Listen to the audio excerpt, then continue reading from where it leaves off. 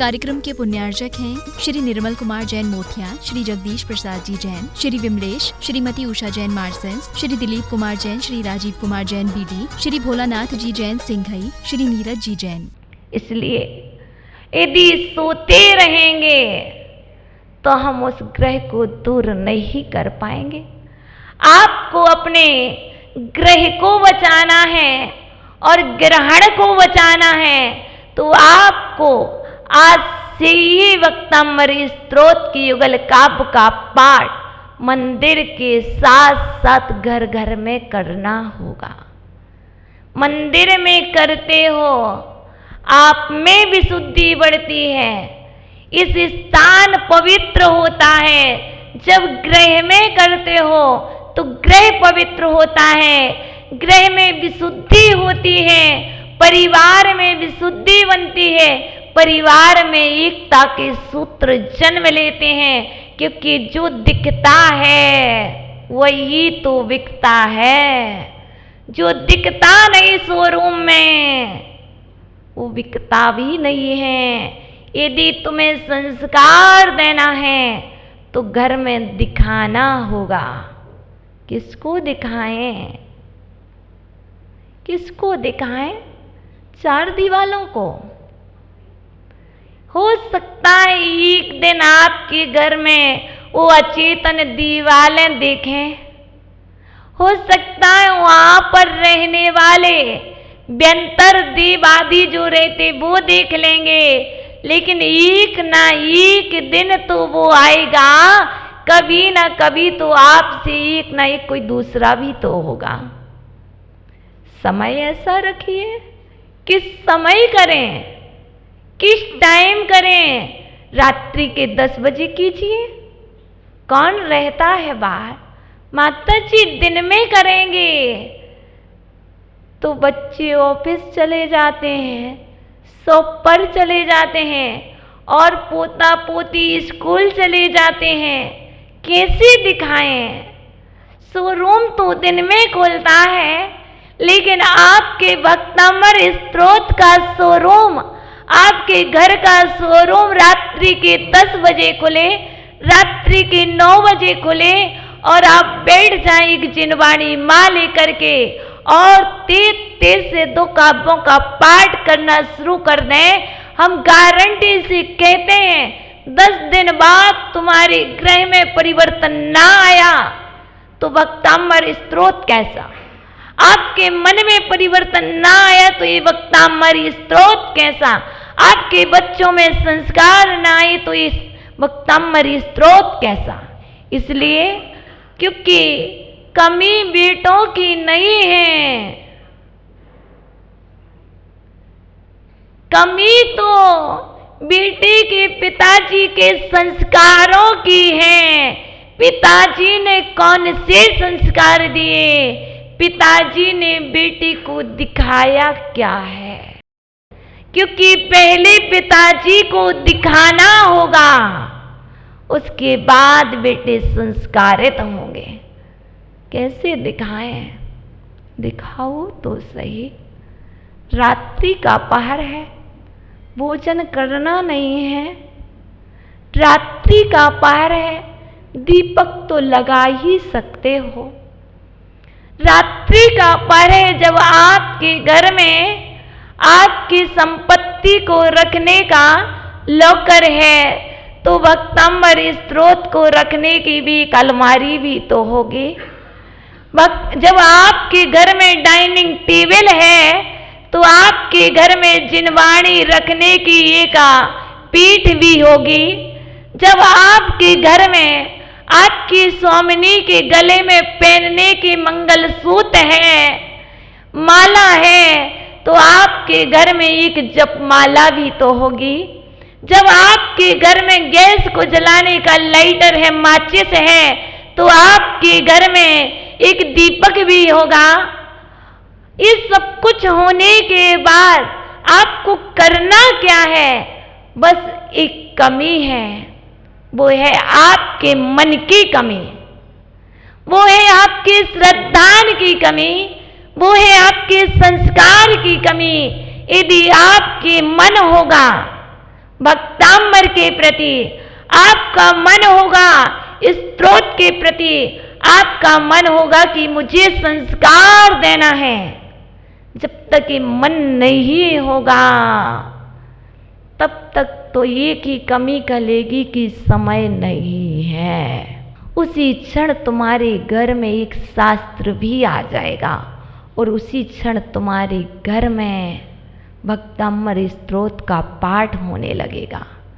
बताइए बताइए, बेटे का जन्म पहले हुआ कि माँ का? विचार करो, बेटी का जन्म पहले हुआ कि माँ का? अंशु जी, माँ का नहीं हुआ न, पहले बेटे का हुआ, युगपत हुआ है। जिस क्षण बेटी का जन्म हुआ उसी क्षण माँ का जन्म हुआ।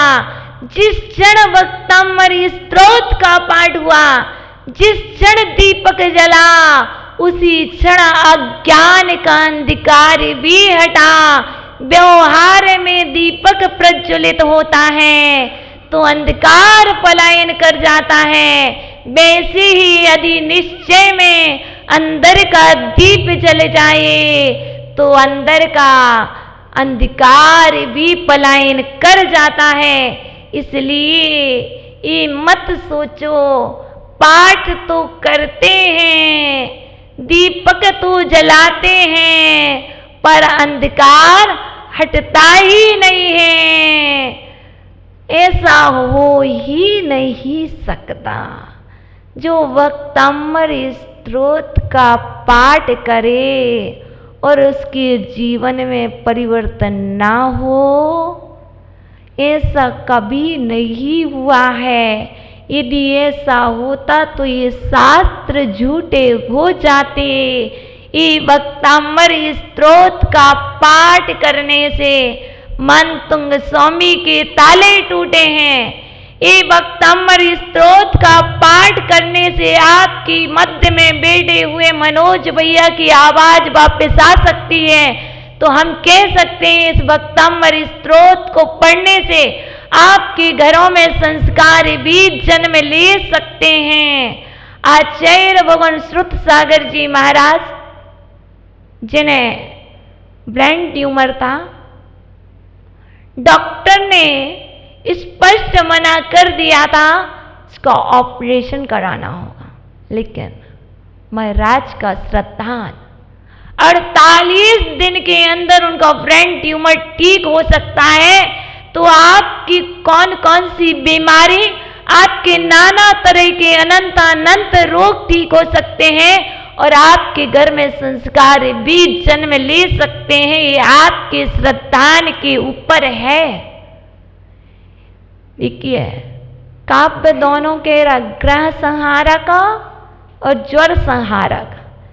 जहां पर अंदर के बीमारी नहीं है वह भी ठीक कर रहा, और जहां बीमारी है उसको भी ठीक कर रहा। देखिए, इस काव्य में बहुत प्यारी सी एक कथा प्रस्तुत है। नाम है राजकुमार का रत्नशेखर। अब जो राजकुमार है, जो आपका बेटा है, वह बेटा प्रतिदिन कुछ ना कुछ नए विचारों में जीवन जी रहा होगा।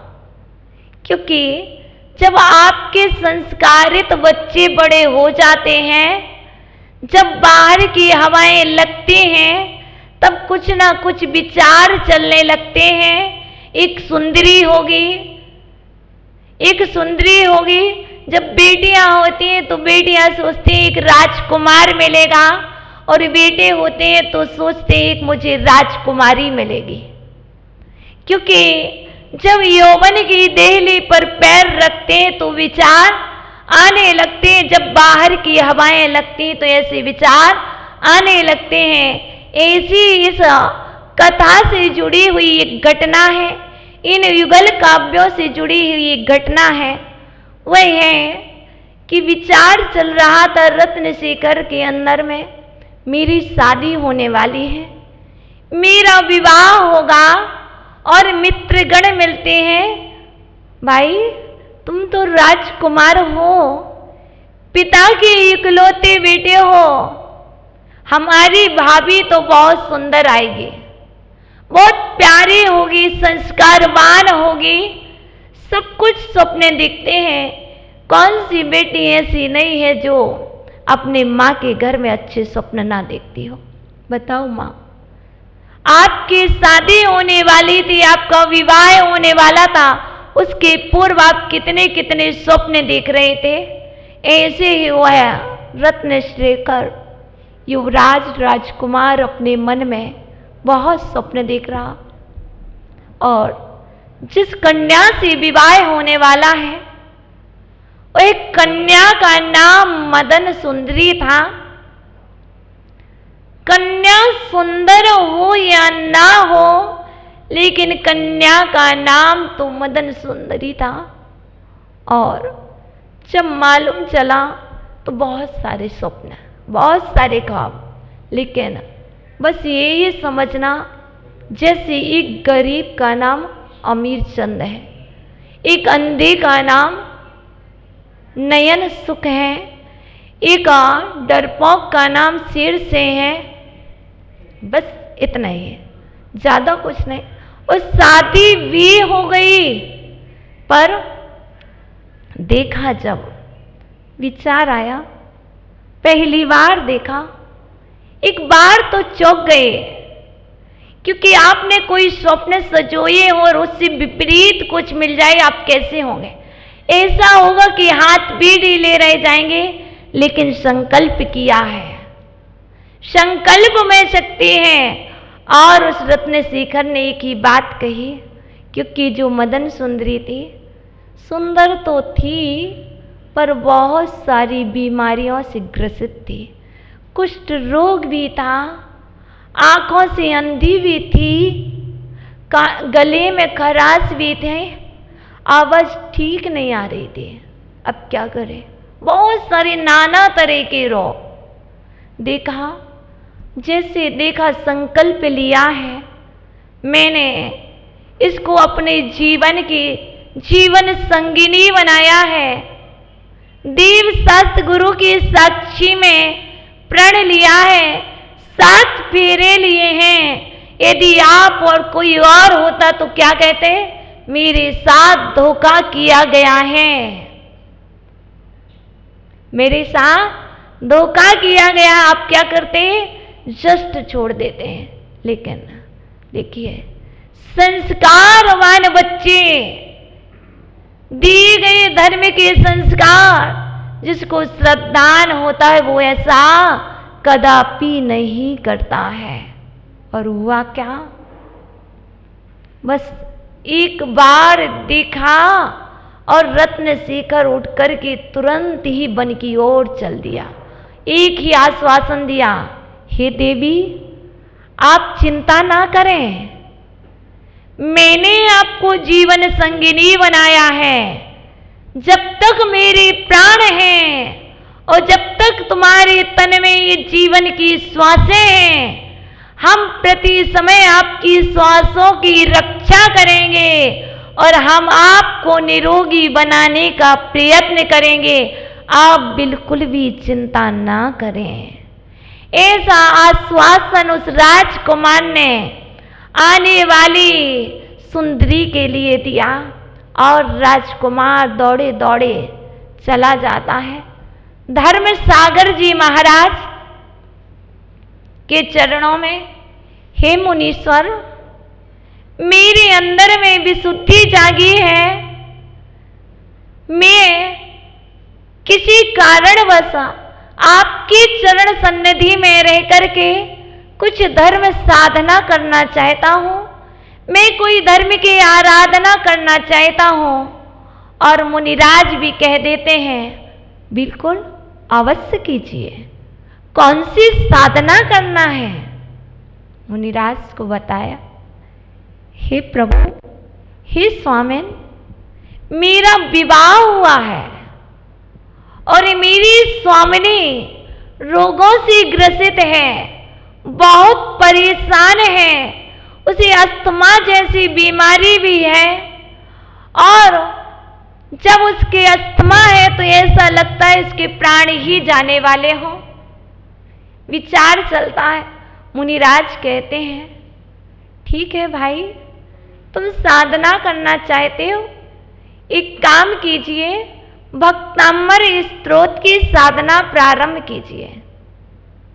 मुनिराज ने काव्य नहीं बताया, मुनिराज ने उपदेश में दिया कि आप भक्तामर स्तोत्र की आराधना कीजिए, आप साधना कीजिए। लेकिन वह राजकुमार संपूर्ण भक्तामर की आराधना गुरु चरण सन्निधि में रह करके करना चाहिए। हो गया, ऐसा ही हुआ। और उस युवराज ने 2 दिन के लिए संकल्प लिया, मैं अखंड पाठ भक्तामर स्तोत्र का करूंगा। जैसे आप गृह प्रवेश पर ग्रह के निवारण के लिए, बुरी बरगड़ाओं को निकालने के लिए क्या करते हैं, जिस दिन गृह प्रवेश होता है 24 घंटे का भक्तामर पाठ, इसी तरह उस राजकुमार ने भी 2 दिन का संकल्प किया, हे गुरुदेव, आपके आशीर्वाद से मैं भक्तामर स्तोत्र की 2 दिन की अखंड साधना करना चाहता हूँ। और वह राजकुमार गुरुदेव की आज्ञा एवं आशीर्वाद के प्रसाद से आराधना प्रारंभ करता है। 1-2 बार भक्तामर स्तोत्र का पाठ पूर्ण होता है। तीसरी बार में जब पाठ करता है स्टार्ट, तो उसकी दृष्टि मात्र 2 ही काव्य पर अडिग रहती है, 32 और 33। अब इसके बाद वो आगे बढ़ ही नहीं पा रहा।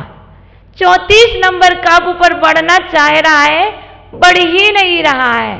वही बार बार वही पेज निकल रहे हैं, और वह राजकुमार दोनों काव्य का पाठ कर रहा है। कौन से? 32 और 33 नंबर काव्य का बार बार पाठ कर रहा है। आंखें बंद किए हुए हैं, दीपक टेबल पर रखा हुआ है, यंत्र रखा हुआ है, पुस्तक सामने है, माला सामने है, और वह पाठ करता जा रहा है। इस कार्यक्रम के पुण्यार्चक थे श्री निर्मल कुमार जैन मोथिया, श्री जगदीश प्रसाद जी जैन, श्री विमलेश, श्रीमती उषा जैन मार्सेंस, श्री दिलीप कुमार जैन, श्री राजीव कुमार जैन बीडी, श्री भोलानाथ जी जैन सिंघई, श्री नीरज जी जैन।